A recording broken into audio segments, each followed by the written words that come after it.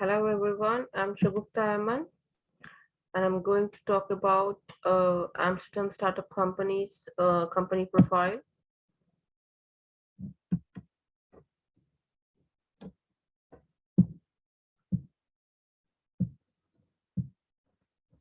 So the introduction, the following presentation slides will be about a public program that can help local ecosystem in fostering growth through collaborations.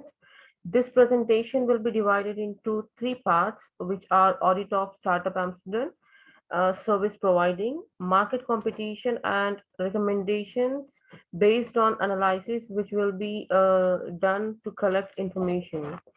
And the company profile. This slide is about the brief introduction of Startup Amsterdam, which includes its background information, capabilities, and stakeholders, and number of stakeholders that are connected to this organization from many ways. And this slide is about the different analysis tools which will be used to analyze the internal as well as external business environment of Startup Amsterdam. SWOT analysis helps in identifying internal strength, weakness, opportunities, and threats of the business enterprise. On the other side, pastoral analysis helps in evaluating external business forces that can affect organization operation from outside, like political and economical, social, cultural, environmental, and legal. So next it will be presented by Gabriel. So I'm Gabriel, presenting on the SWOT analysis. So the S stands for strength. So looking at the strength, they have a developed ICT infrastructure, and they are ranked when it comes to technology and research. They are ranked at the top level.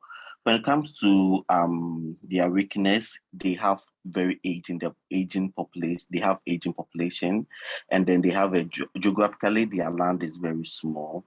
When it comes to the opportunities, because of Brexit and they being English speaking country, a lot of people will be pushed to go there, and because of their tourist attraction and all that, people will be pushed to go there.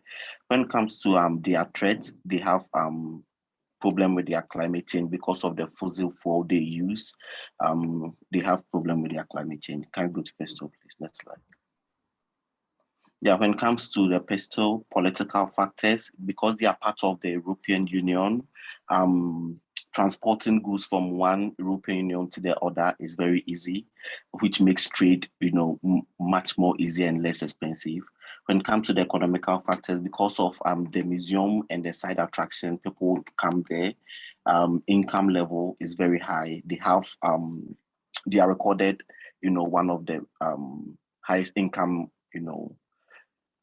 countries in the world. When it comes to the social factors, because of family, they work very few hours and then they earn more. When it comes to technology, because of tech survey workforce, it has attracted a lot of companies like Microsoft, Intel, which they are also, they have companies in there. When it comes to the environmental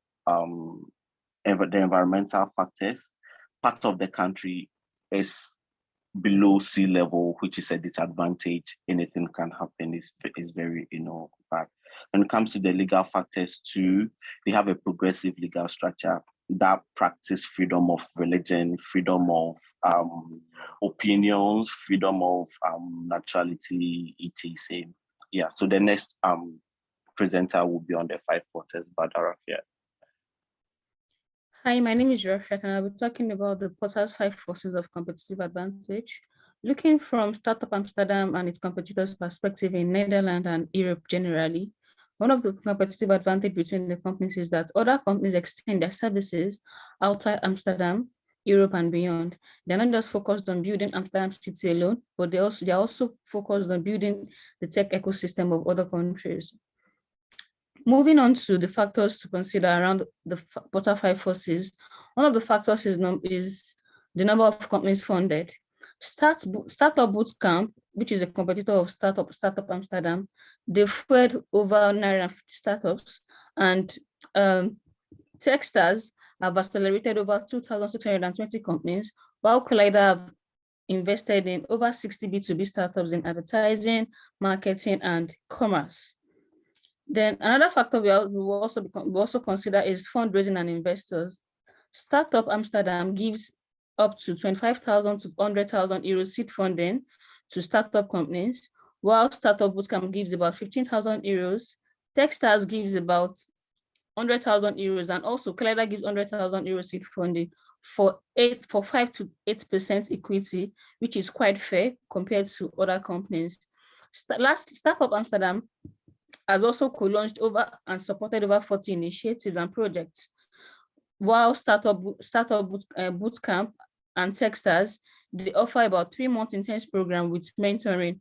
From all these factors that I've mentioned, we can actually see that each company has competitive advantage over the other company in different areas. The next person that I'll be presenting is Olumide. Thank you.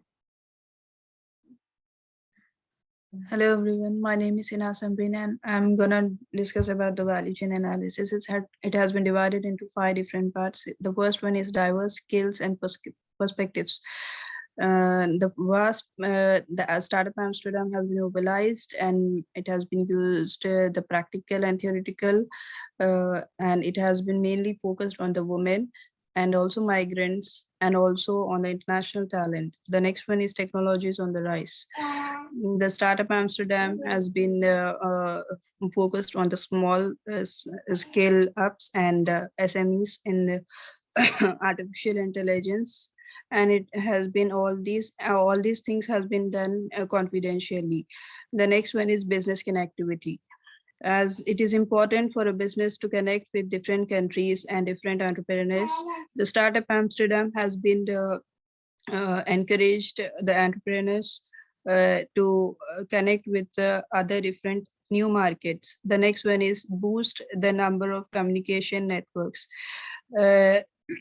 And the new business, to start a new business, the communication is important, and to make the business successful, correct connections is very necessary.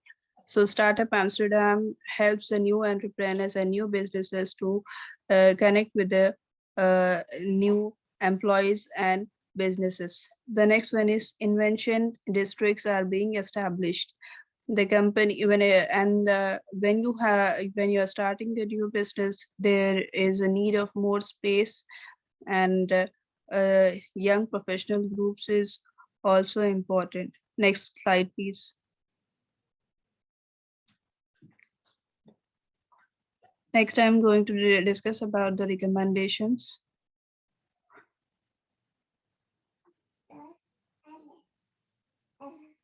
Next slide, please.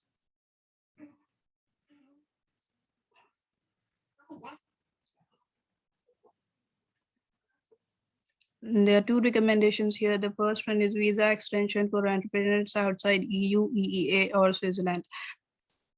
To take a Dutch startup visa, it has been granted a 1 year of duration, and it is very less time to start a new idea or a business or a product. So the entrepreneurs can take a longer time. And the next one is growing age population.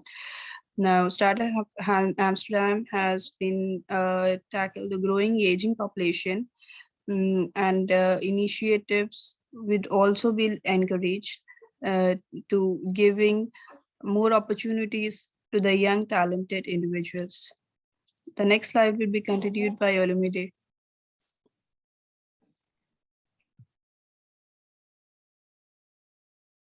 So for the next slide, we're talking about the implementation plan. And this implementation plan is drawn out to address our recommendations that we've given. And for that, we have come up with four goals. The first one is to achieve a 10% increase in the number of Amsterdam startups in 2022. The second one is to tackle the aging population in Amsterdam. And the third one is to connect startups to the brightest and ever-growing global workforce. And the fourth one is to create more awareness about Startup Amsterdam. And for these goals, we have three main tasks that we're going to focus on. And the first one is to host webinars on major platforms alongside successful startups. And the goal of this is so once we host these webinars with CEOs on our major platforms, it's going to create some awareness of what we are doing at Startups Amsterdam. The second task is to develop an effective brand awareness campaign through online and offline events. And the third one is to promote tourism for entrepreneurs through problem-solving events and awards. And we've come up with an example, which is climate change. So the idea is to give entrepreneurs a problem-solving task that they can come up with to solve climate change. And this would generate tourism at the end of the day. Next slide, please. So this is our timeline. On the first month, that's January, we are going to launch the awareness campaign. And by February, we'll launch the problem-solving campaign. So from May to November, we'll be running weekly Twitter spaces and bi-weekly Instagram live and LinkedIn live, hosting different tech CEOs and entrepreneurs.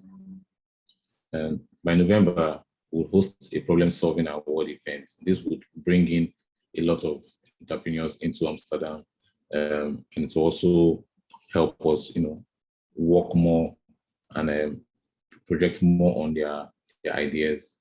This in return would give more light to Startup Amsterdam as a company. Next slide, please. So this is the budget we've come up with. It's a total of 21,500 euros. We are allocating 3,500 euros to Twitter, Instagram, and LinkedIn. That's for our webinar promotions. And the awareness campaign promotion, we are allocating 3,000 euros. For the events, we have allocated 5,000 euros for the awareness campaign because it's going to cut across a global spectrum, even outside Europe and other countries outside.